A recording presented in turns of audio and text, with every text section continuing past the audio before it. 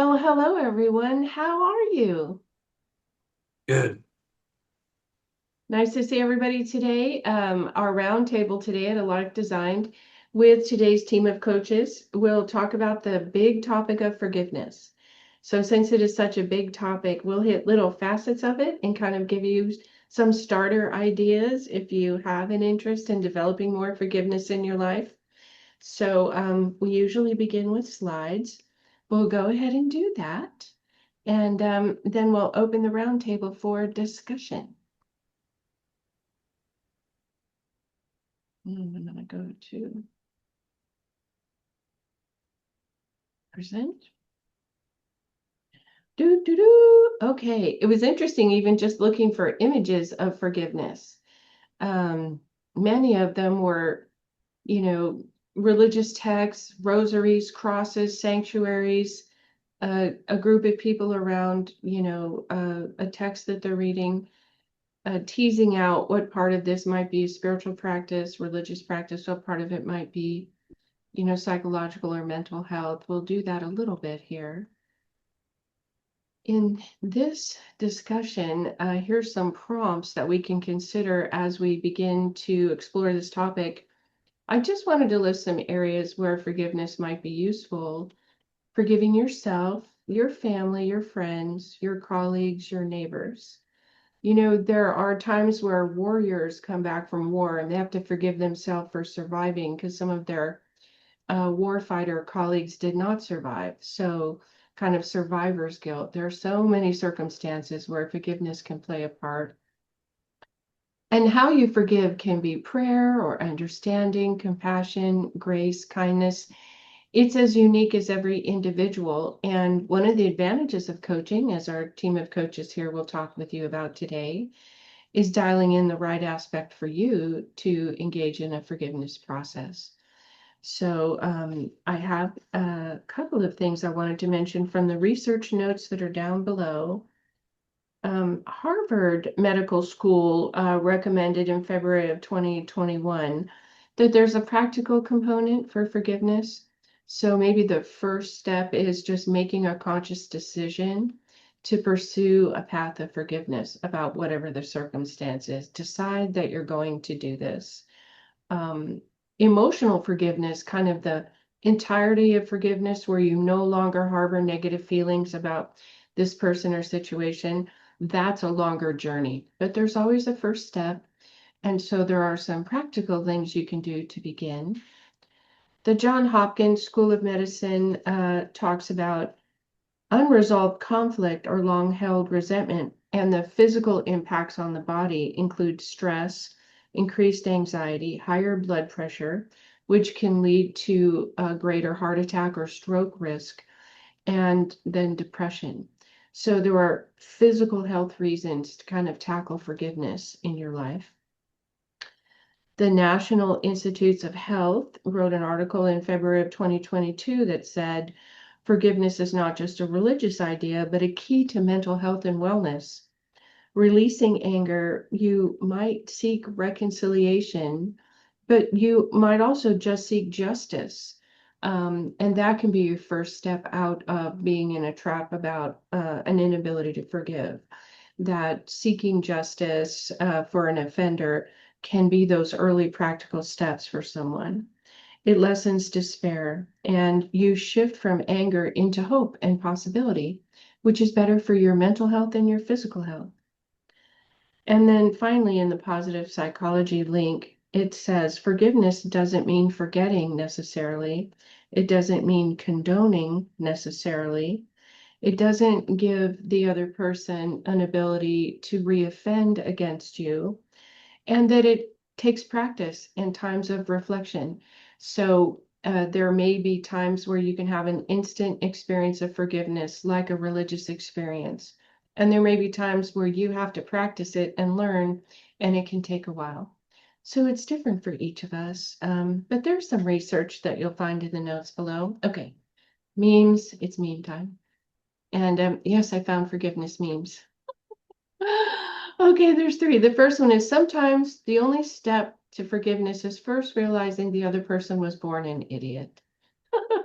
So That's a less friendly paraphrase of forgive them, Lord, for they know not what they do.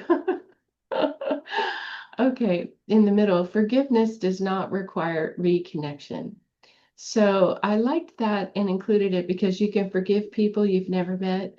You can forgive people who are no longer with us. You know, there are aspects of forgiveness that don't require one-on-one reconciliation. Or if there's a possibility that you would be reoffended against, of course, reconciliation or reconnection is not required to complete your forgiveness process. And then my favorite one here is I have reached the higher plane of consciousness and enlightenment. And the other monk says, can you send me the link? I need the link for that. Speaking of links, Angela is going to share with us a little bit about the forgiveness course that she wrote for our A Life Aligned community. And we'll include the link below so that you could begin your forgiveness process if this inspires you to do that. But let's first start with Brian. And Brian, I'm going to kick off with a quote from Mahatma Gandhi. Mahatma Gandhi. The weak can never forgive. Forgiveness is an attribute of the strong. So, Brian, I know you have thoughts today to share about forgiveness. Yeah, I agree with that. You do have to be strong to forgive. I think that's a good quote. You have to be strong in consciousness. Like you have to be very secure Mhm. within yourself to forgive. So let's bring up some different ideas, maybe some weird ideas here, but I want to get into some What? alternative stuff here that you might not hear anywhere else. Um, so just look at the word forgiveness, right? So in a way, it's saying it's for giving. Like it's just something you give. It may be 100% true that they deserve punishment, but you just give. You just give forgiveness. And in doing that, it releases your burden, which is really what forgiveness is really about. They may not deserve forgiveness, but you just give it. It's for giving, right? So, and I do think that when people forgive each other, if you think about all of society doing this, right? Imagine every human being on earth just started forgiving each other. Like, imagine that's the society we lived in. I do think it really promotes a spirit of giving. This is forgiveness, right? Like, if we all forgave each other, I think we would tend to start giving to each other a lot more. It promotes that spirit of giving, whether it's giving joy to each other or giving praise or recognition or resources or whatever. I think it really would promote a spirit of giving to each other. So, yeah. And so, as far as like releasing your burden, you can think of unforgiveness as like an anchor. So, as long as you hold a grudge, you're actually anchored down to that low frequency. You're a part of your being, a part of your consciousness is anchored to those feelings of hatred, wanting revenge, whatever it is, um, wanting them to suffer. So that's, Angela, I know you're going to bring up David Hawkins a little bit, but if you look at the map of consciousness from him, you're anchored to the lower levels of consciousness, at least on that one aspect of yourself. Mhm. That one thing you won't forgive is an anchor. It's like holding you down to lower levels of consciousness. And then as you try to raise up in consciousness, as you want to go to higher states of joy, peace, love, that anchor is still there. So at some point, you have to cut the anchor to be able to rise. So it's really more about you moving forward. And it may be something you just have to give other people. They might not deserve it, but you just give it so you can move up. Um, and I do think also a lot of times when you hold a grudge, like the other person doesn't care. Like some people are just like sociopathic or they never really cared what you thought in the first place. So you might think you're holding a grudge to like get even with them, to drag them down emotionally. They might not even care.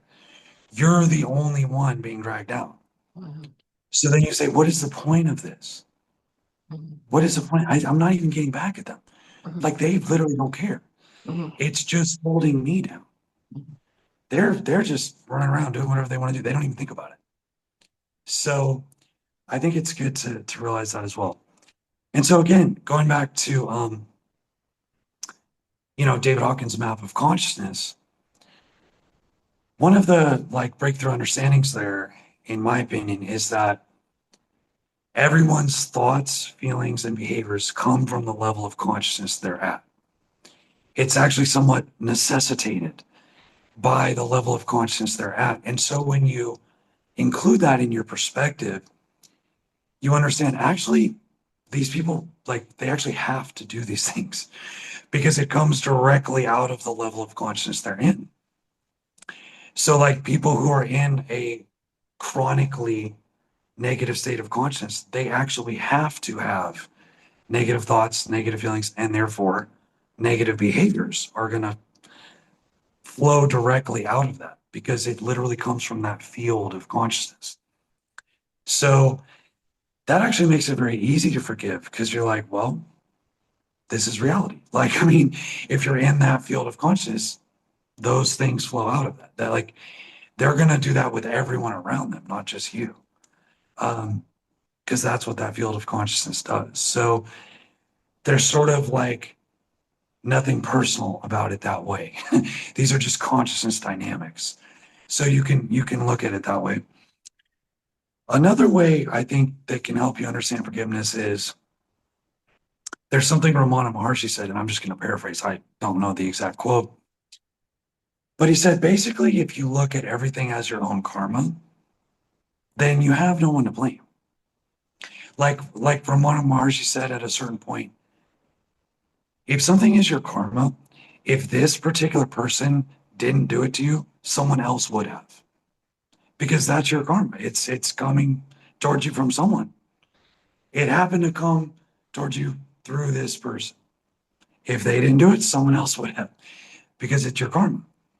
So if you believe in karma, it also helps you forgive other people, because you're just looking at it as, well, I mean, I attracted this experience, so I was meant to go through it. It sort of isn't really the fault of the other person in that sense. It's what your consciousness and what your soul history is attracting. Um, so that's another way to look at it.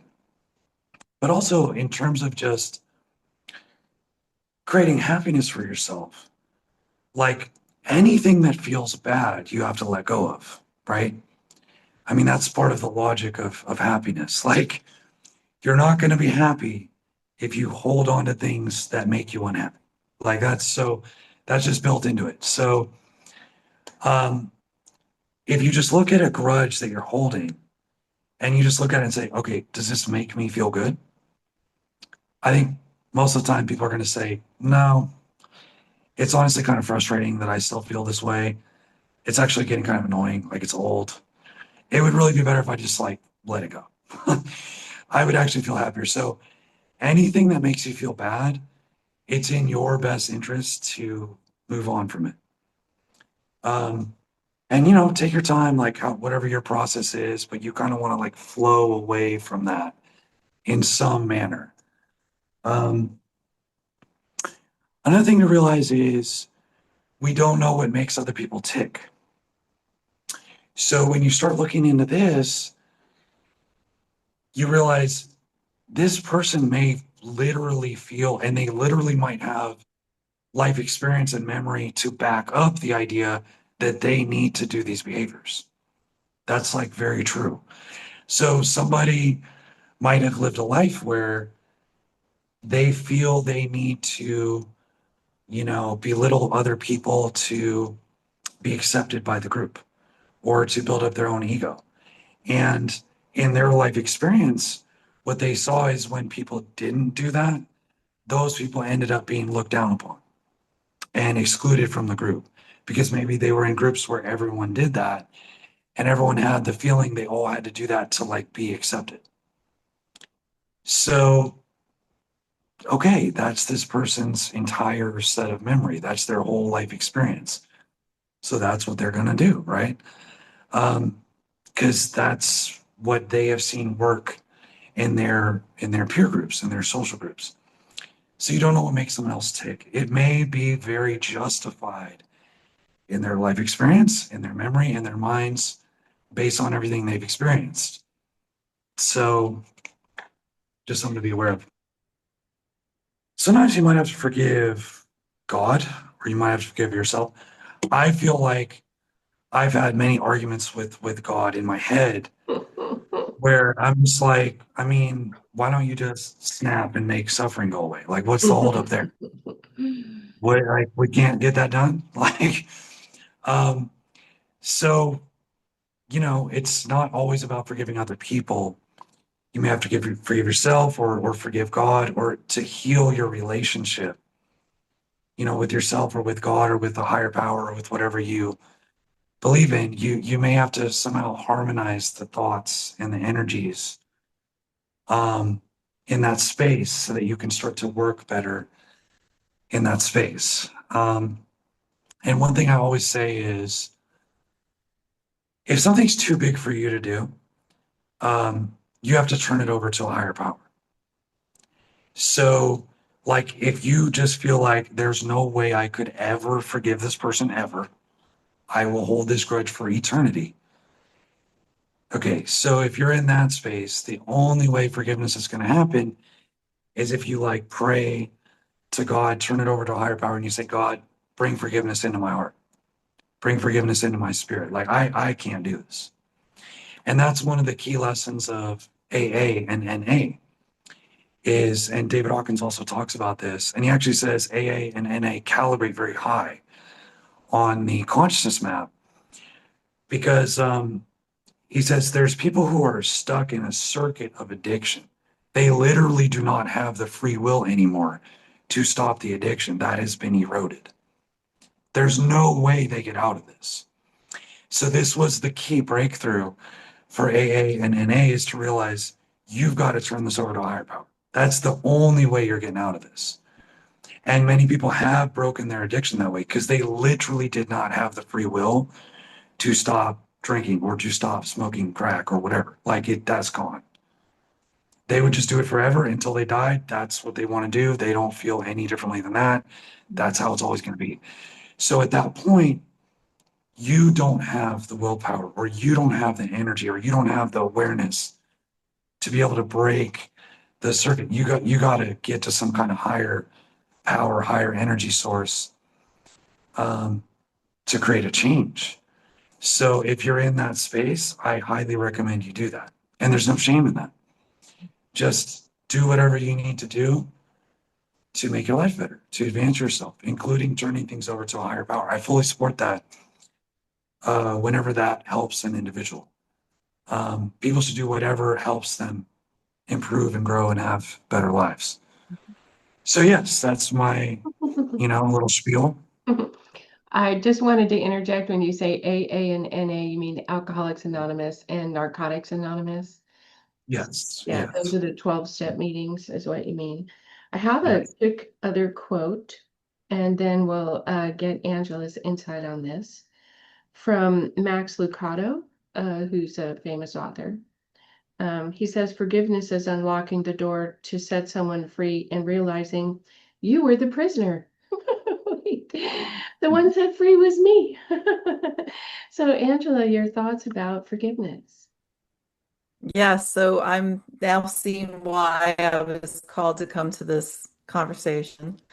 And I really feel like I was called to this conversation, guys, because I really didn't want to be here this morning. I'm going to be honest, straight up with you. I'm like, oh, can we talk about forgiveness? Yeah. Forgiveness is so done for me. I don't know why I'm here talking about it, Mhm. but I get it. I understand. Mhm. Um, a couple of things you said, Brian, and I knew you were going to cue me. I just had a sense when we started this. I just knew you were going to cue me up. And so one of the things you said about the word forgiveness that has been floating around in my head for a while now, for a few years, because I've been enamored with words since I was a little girl and figured out how you can rhyme mouse with house and, that kind of stuff. Um, I've just been enamored with words. And so I realized that the word, if you break it down, to take it a step further than you did, which is for is about what is going ahead. So it's the future. It's ahead of, okay? Give, it's like you're not giving the forgiveness, you're giving the burden of whatever the pain is that you felt from whatever the incident is, whether you're doing it to yourself because you're not forgiving yourself, or you're not forgiving the other, or you're had been perceptively you've been wronged by the other. So you're actually forgiving without any like motion or action from the other, without any desire for revenge, without any desire for justification or justice, like you mentioned, Myrna. There isn't anything predicating it, making it happen. It's just you are getting ahead of it for and giving the burden, the pain. You're giving up the pain. So the forgiving is, call it forgive grace, forgive burden, forgive pain, whatever. But I think that has been kind of flitting around in my head for a while to say, what is the origin of this word? Why do we say forgive? And there's something powerful in the breakdown of forgive. And it is really about giving it up. It's about giving it out, letting it go. So that was one thing you said that, Brian, I was like, oh, I love it. I can see why I came here to have this discussion because this is something that I have never said, but have felt like there's something about just it does not matter what the action of the other person is, just get ahead of it and get rid of it. Give it away. Let's do a little Red Hot Chili Peppers, give it away. So that's one thing. And then the other thing you were talking about too, when you mentioned something about karma, that is a belief system that many people have in the planet, of course. And there is the Judaic or the Jewish or the Judaic Christian way of looking at it, which isn't karmic as much as it's a test from God. You're in a learning path and you're being tested by God.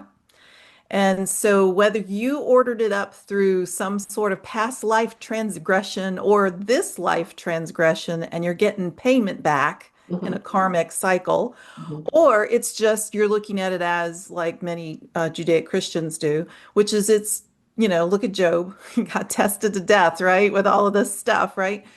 And so you're not only forgiving others, you're forgiving yourself, you're forgiving God because God's testing you and so forth. And so it made me think about that it all comes down to perception. When you get down to it, comes down to your belief. You can believe that the other person needs to atone before you forgive. And that's a belief system. You can believe that the other person has to own up to what they've done, or that an external system like a government needs to come step in and provide justice, or that you need to see it with your own eyes that the spiritual realm, God, whatever you believe in, has provided the justice and you get to see it. Oh, look, that person is suffering. It's karma. Or that person is suffering and they're getting their just desserts, because of what they've done. So you can believe all of that. But in the end of the day, we understand that it is about just letting it go. And it has nothing to do with what the dance, right? So the other person, if you want to say they got into some contract with you, whether it's karmic contract, like you said, Brian, it could be passed off to someone else who's doing it. In that case, it was just preordained. Maybe you could put your arms around the belief system that before you even incarnated, you had a conversation with another soul that said, in this life that we're going to have together and we're going to cross paths, one of us, let's wrong one another in some way so we can have that experience and that experience of forgiveness. You can even say that's a belief that you've done it that way. It doesn't matter. The whole point is at the end of it, when it's all said and done, what are you going to do? What is forgiveness for you? What's your experience of the Forgiveness Act? Now, this is sounding very, woo-woo, and we're really bringing a lot of spirituality into it. And there's a lot of things that psychologists say about it, and that you've got to do this, and you take these steps, and you do these steps, and that's a way for it. And but the honest truth is, it really comes down to choice. It is your choice. What do you choose? How do you choose to feel? Mhm. And also, what have you bought into? So I before I talk about something personal, because I think I'm feeling like I want to talk about my personal experience of forgiveness. And I do mention that in the course that Myrna talked about, this fundamentals about The forgiveness link will course. be below, so you can take it. Yeah, and it's just really 20 minutes. It's not a very long course. Mhm. But I felt very spirit-led when I was putting it together. But it also has a lot of stuff in there, like studies and information, and what does the psychologist say, and what does David Hawkins say? And Mhm. in his book, Power versus Force, which you guys have referenced already, he talks a lot about muscle testing. And I have become, since 2008, even before I found Dr. Hawkins and read anything about muscle testing, I found muscle testing on my own through some experiences that I had. So when I read what he was talking about, I was like, this is okay. It's been verified. But he takes it to another level. And along the way, he points out, and I have a quote from him: love, compassion, and forgiveness, which may be mistakenly seen by some as submissive, are in fact profoundly empowering.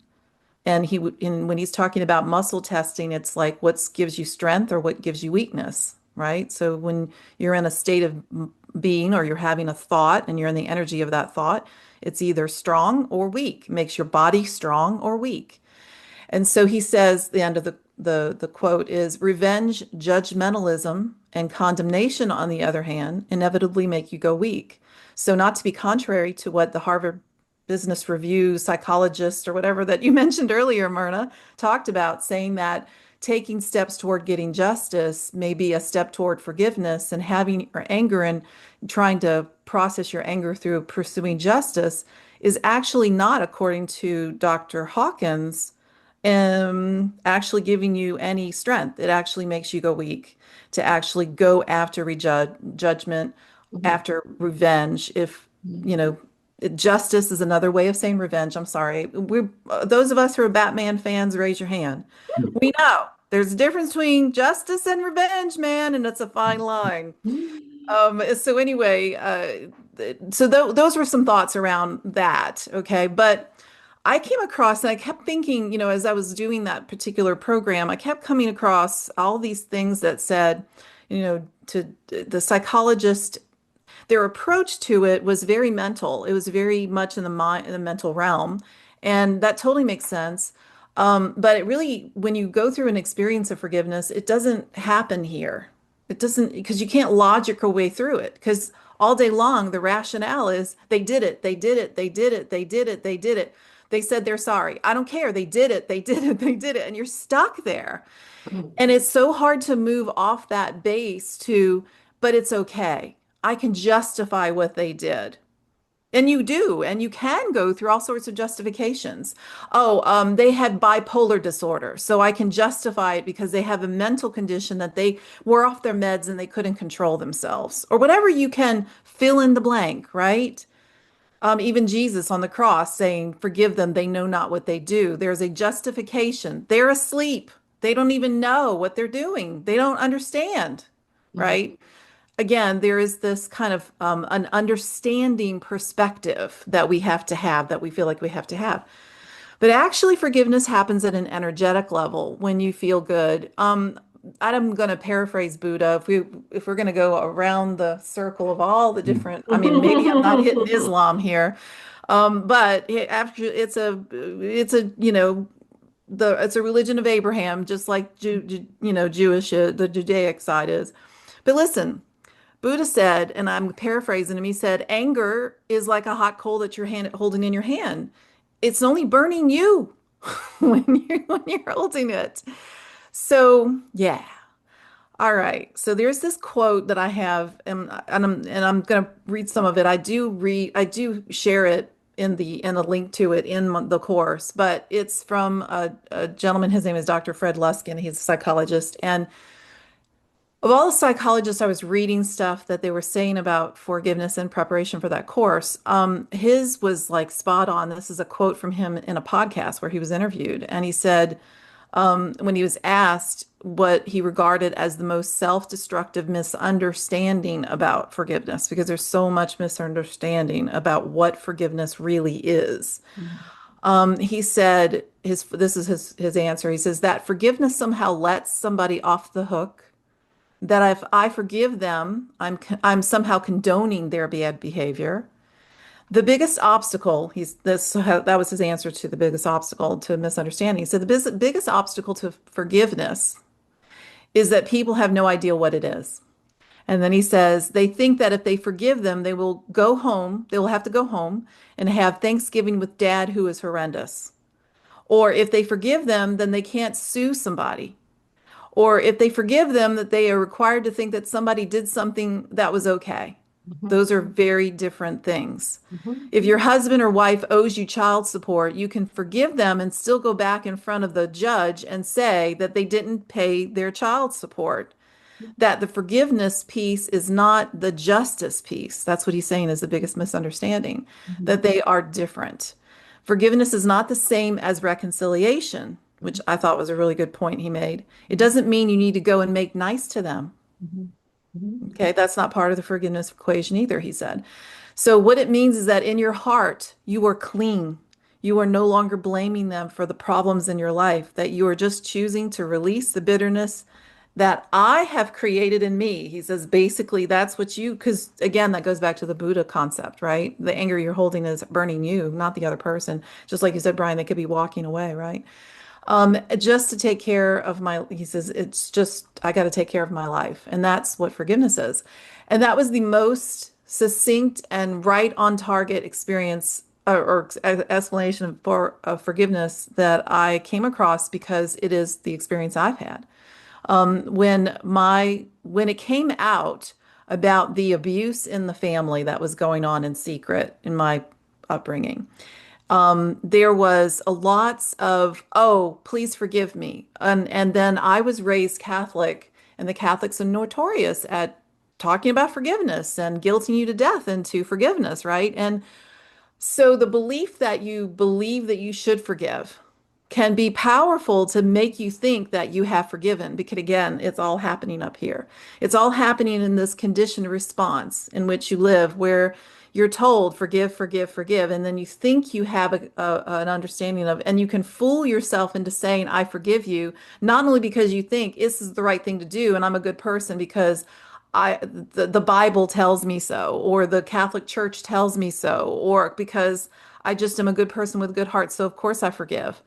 And so back then, without understanding myself and not having a good, understanding of really, and just wanting it to go away and everybody to get along again and trying to create what ended up being a false sense of harmony. It was a surface level of harmony, right? I said, I forgive you. And then later, something happened in my life where I woke up to more, and another level of pain just dropped in. And I realized, oh my goodness, I have not released this. Oh my gosh. I went to a therapist, and the therapist said to me, and I was complaining to the therapist, I'm so conflicted. I forgave, but yet I'm still angry. What is going on here? Why is this up in am I having this stuff again? And he said, who told you you had to forgive? And that was like such a revelation. You mean I can have my anger for a little while? I can actually own this if I want to. I don't have to just all of a sudden make nice and make peace and make harmony. And I can be with this for a little bit. So that was important, to be actually owning it for a little while, to sit with it and live in it for a while. And sure, it was painful. And it was, yeah, but I wasn't really ready to forgive yet. Not really, not to really release it. And how do you know you've forgiven? You know you have forgiven. This has been my experience. When you reflect on the events, when you think about the person, when any kind of thought or any kind of rumination about the experience comes to you, you have no emotional hook whatsoever. It is neutralized. The feelings are neutral. You don't have negative or positive, it's just blank. There's a blank feeling. So the experience that I had years later, thankfully finally got there. The experience that I had later, sure, a lot of it was doing some work on myself and forgiving myself and that kind of thing, a lot of stuff like that. But getting to the point where I truly felt forgiveness, it was like an instant spiritual experience.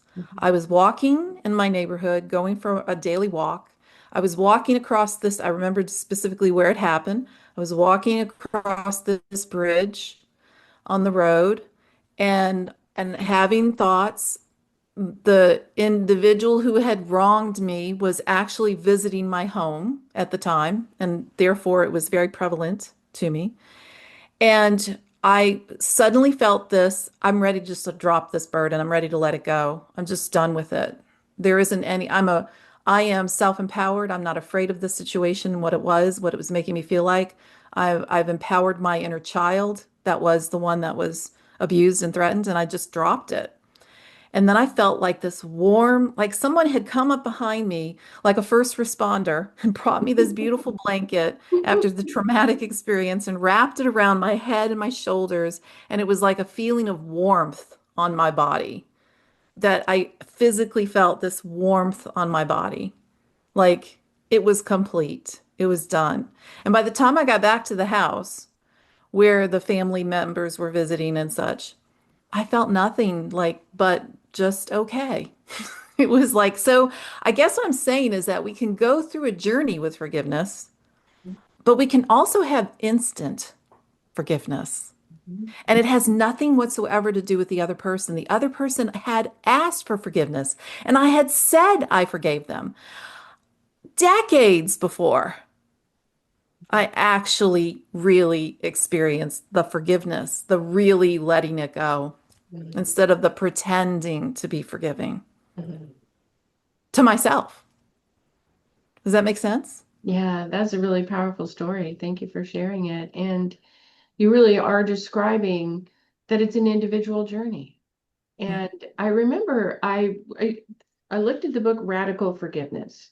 And there was a time in writings, I think in the early 2010s, where everything was radical.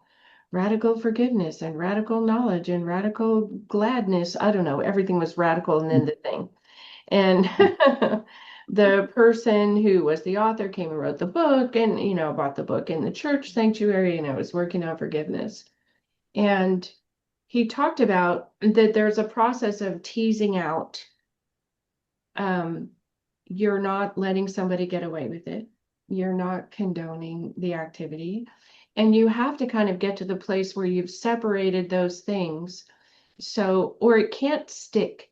It's just like Teflon. If you still think I was wronged, they got away with it. It's never going to be resolved like in a court of law or even among family members. I'm supposed to just put on a smile and get over it. And I'm not over it. Teasing those things out and finding a way, even if you release every single line of it from your journal, I release this and I release Yes. this and I release this, you get down to the core of an understanding that you can't drink poison to make the other person sick. It only makes you sick. And the only healing that you can have is inside of you. But you do have to go through some kind of process of the teasing out oftentimes. Now, maybe there are times where you don't, as in your experience, you were able to release. But depending on what it is, I think there are people who can't forgive where they were a bystander and were harmed. The FEMA people didn't get there in time after the hurricane. Or, it's like there's not a direct, they weren't thinking of me or trying to harm me, but I had this harm anyway, and I don't know what to do with it. So, working with a coach, working with a therapist, working with a pastor, a minister, or a rabbi, whoever, you can help tease out to release the suffering components so that you don't carry this idea of revenge or hardship, or that this is going to be a scar on your life, that it will always color your experience. You actually Well, can't and I be think that released from it. Yeah, if I pop in here real quickly, in my particular case, the work that I did on myself for myself to get to the point where I was releasing whatever the harmful situation had created in me. Mhm, So in me there was shame. And so I had to just let go of shame, right? mhm, Some of these things happened so that I could then totally let go of everything. mhm, And there wasn't really blame anymore, so to speak, but there was still emotion. Like talking to this person, talking about this person, there just seemed to be like something that would, like a little, you slipped in a little, DVD, or you slipped in a little tape, and then the thing would start playing, right? Or whatever. mhm, So healing didn't come until I was able to let go of all of the damaged bits, right? To heal those damaged bits. So I'm not having shame anymore. I'm not having this anymore. I'm not having this anymore. I'm not, okay, that's all gone. And then the last little bit was, okay, I'm now going to completely forgive everyone's part in this, including my own, in this, whether it was a karmic release, Brian, or whether it was whatever. mhm, So to me, there was some work on myself. So it didn't have anything to do with going to therapy with those family members at all. There mhm, was never, ever, ever any family member, like, was never family therapy in our house. Never. In all those years. mhm, It was only me working on me that got me to the point to be able to forgive, mhm, right? mhm, And I think that's an important point that everyone needs to understand, that you don't go and try to work the things out and then they earn the right for you to give for them forgiveness, because you're not giving them anything. You're mhm, giving you the forgive, like you said, Brian, it's forgiving, it's for giving to you mhm, mhm, the release of the burden, mhm. right? So I think that's the important takeaway from anything you look into and forgiveness, that it has nothing whatsoever. And if I might quote or cite the work of someone else who's brilliant, was Don Miguel Ruiz in his Four Agreements. He said, "Don't take anything personally."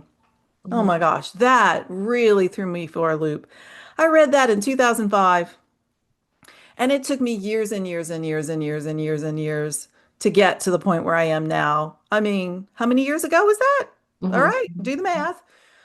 And now I'm like finally to the point where I can get to that thought really quickly. If someone says something, give me a bad review. I Mhm. can't believe anybody would give us thumbs down on our videos, but they do. They give us Oh, thumbs down on our oh. videos, right? The Listen, nerve. don't take it personally. Don't take it personally. Anything anyone ever does is because of them and their perception and their reality, the way they see things in their world with their own baggage and issues and whatever. They're not doing anything because of you, but Mhm. we think it is Mhm. because we're in our own world with our own issues and our own baggage and our own self-perceptions. And so we think that their actions, their words, the things they're doing is Mhm. because of us. And so when you get to that stage where you can really understand, don't take things personally, that helps a lot with forgiveness too. Yeah, I think it's so helpful to look at all various aspects and consider coaching, therapy, a pastor, a minister, whatever, an AA meeting or an NA meeting. If you're working through something, take a first step, and your way for you will be the right way for you. You have to follow your internal compass, working through the anger, working through the resentment, working through, but they got away with it. Whatever that looks like, there is a path to peace for you where you release the suffering for you. Whatever's happening with them is whatever's happening with them. It's literally outside of your control. But the part that you can control, you can make a conscious decision to begin to find a path to forgiveness for yourself. Mhm. Set the burden down and live peacefully about whatever it was. So we shared a lot today about a complicated subject. And thank you so much, everybody, for these ideas. I'll have to look up the Red Hot Chili Pepper song and put it in the show notes. So, Brian, do you Oh, it's a have, little bit sexual, oh, but give it away, give it away. okay, I'll put a little I don't know if warning. you want to see that. It's a little, Oh, I didn't know. I didn't know the song. Okay. So, Brian, how do people get a hold of you and do you have final thoughts? Yeah, let me do some final thoughts.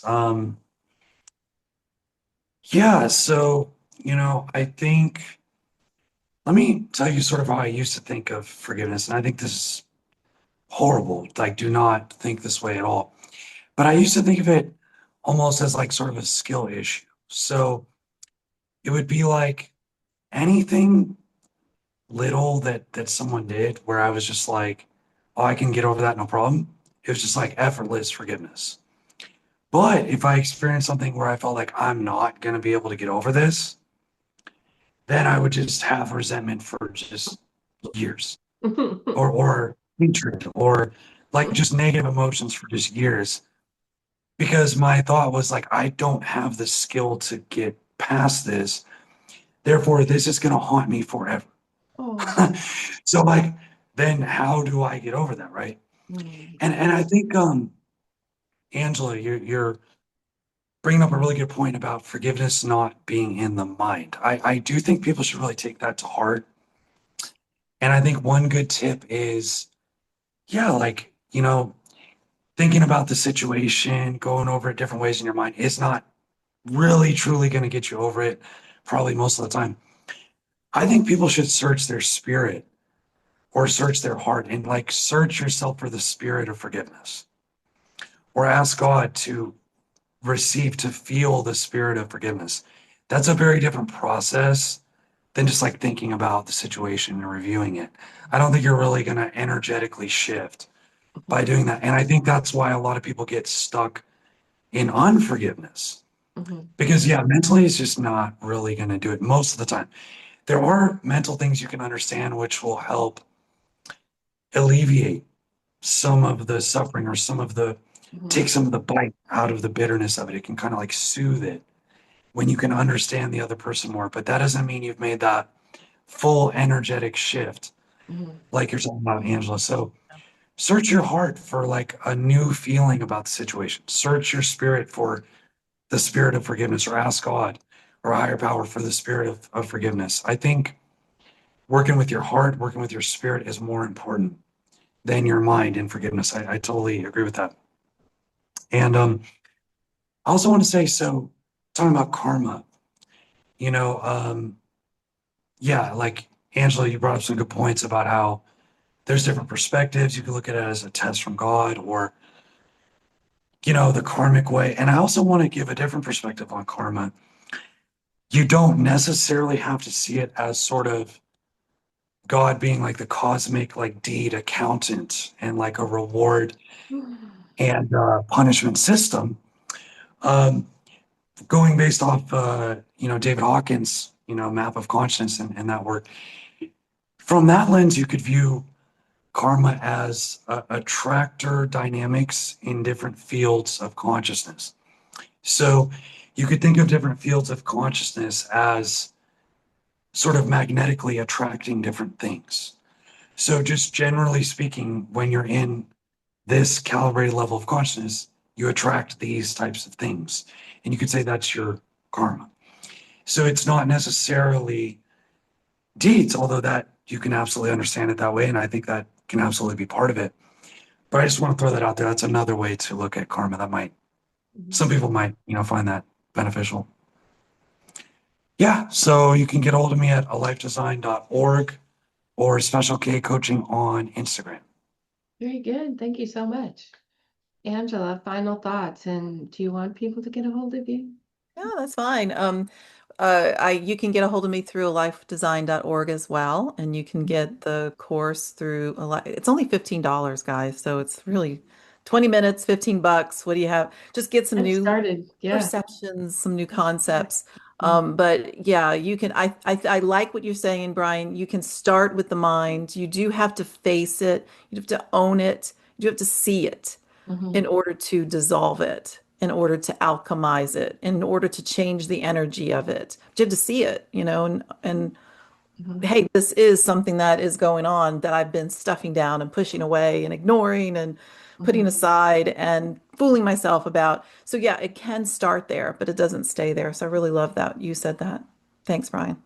Thanks, Myrna. Oh, sure, of course. Well, we have a wonderful team of coaches ready to support you in forgiveness or meditation or getting your resume tuned up, all kinds of things that we do. So, if you want to begin a path of forgiveness, we have a simple course, and the link will be below. And one of the things we know as coaches that some people are very kinetic.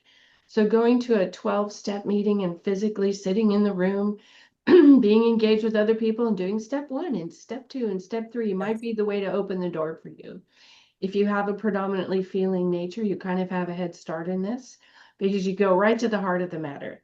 But if you're primarily a person who is a thinker, there's a way through it with that with two. You can sort out radical forgiveness by doing, steps about letting go of I'm not going to hold this person to account because it's actually not my job.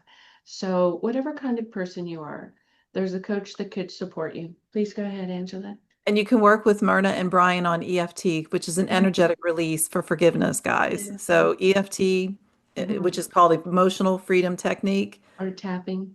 pretty damn Yes. cool. It's Do one it. of those things where you get that quick, energetic response, and it's kind of amazing how, wait, I'm not like super mad. And I was super mad when we started this session, and I'm not super mad anymore. What happened? So we're here to support you at a life designed as you design your best life, which might include some forgiveness. So most of us have been harmed or betrayed or something. And so, or we may have been the person that did the harm and we want to forgive ourselves. Whatever it looks like, we're here to support you. Thanks everybody for joining us today. And we're going to see you all the next time.